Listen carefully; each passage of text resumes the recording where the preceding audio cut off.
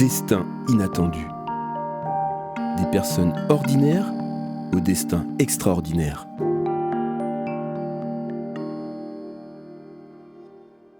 Aujourd'hui, dans Destin inattendu, j'accueille Gérard Cousseau, alias Gégé, 72 ans.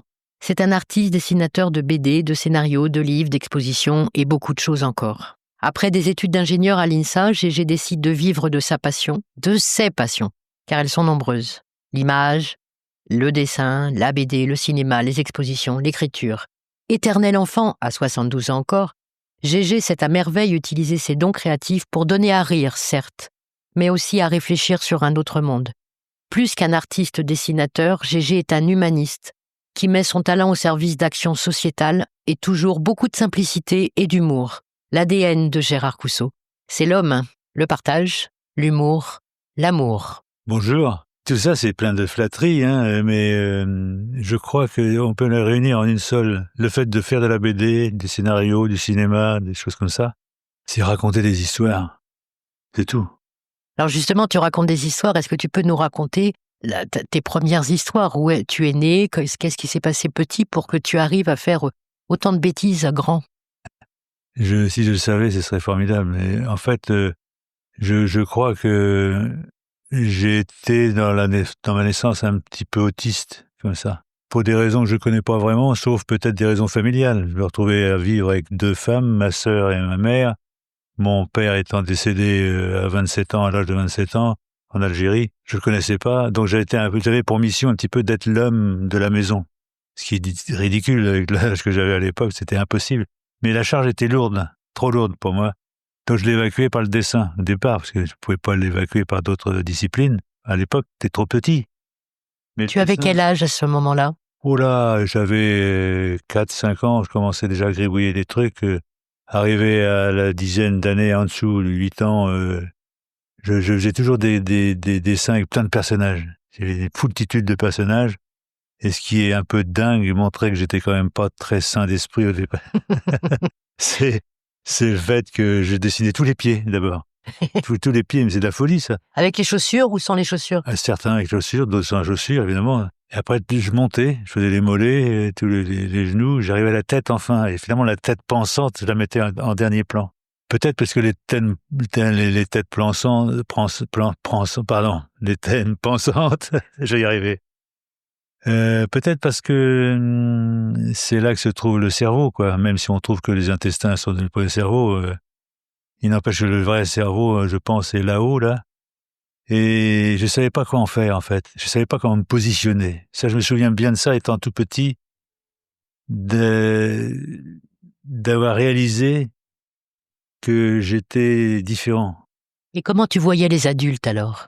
Ben justement, mal. Je voyais adulte, et il y a un point fort, je veux dire, dans ma vie, c'est que j'avais fait un jour une peinture de la naissance de Jésus-Christ, avec la Vierge Marie dans sa grotte, Joseph et tout ça, etc.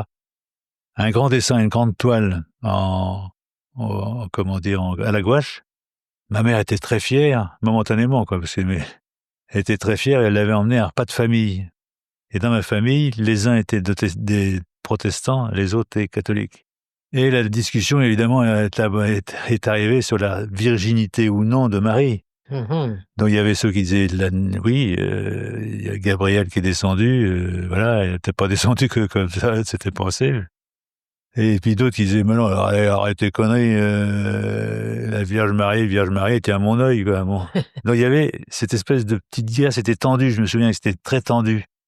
Les cathos d'un côté, les anoutes de l'autre. Et je me suis dit, mais on m'a jamais parlé de ça, à moi.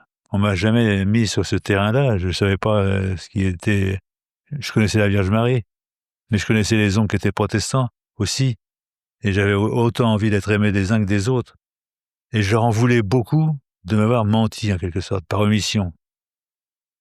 Et je m'étais dit, quand je serai grande, je ne serai pas menteur, je ne vais pas ressembler aux adultes, je ne serai jamais un adulte, mais il n'empêche que j'ai choisi de raconter des histoires. Alors si on regarde le sens des choses, raconter des histoires, c'est mentir. Mmh. C'est Oui, une façon détournée de passer Mais il faut dire aussi qu'on t'a menti sur le décès de ton papa aussi. Oui. Ah, ça a été assez... Oui, j'aurais dû en parler même en première comment, observation.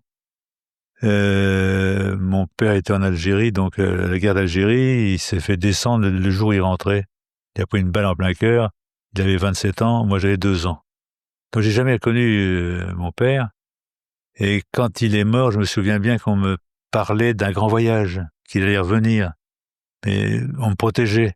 Or, je sais que quand on est enfant, on peut pas raconter des conneries à l'enfant. Moi, je savais qu'il était mort. Je le sentais, je le pressentais. Et là, le public, enfin les adultes me mentaient d'autant plus à l'époque.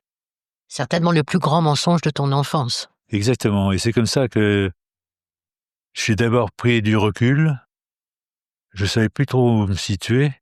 Peut-être qu'en dessinant les pieds d'abord, justement, c'est une façon d'aller au plus bas, vers les bas de l'humanité. C'est ça, c'est les pieds d'abord. Et aussi, il y a une expression, on dit sortir les pieds devant.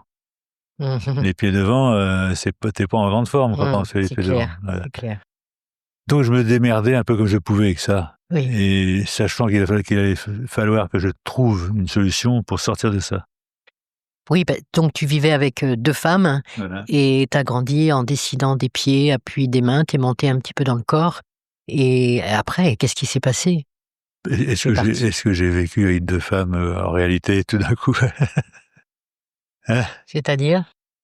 Et j'ai du mal à me fixer dans mes relations amoureuses. Ah oui, après, oui. Oui, bah oui, j'avoue. Bon, tu es pardonné. 72 ans, tu es pardonné. Ouais, mais il n'y a pas de prescription, c'est sûr.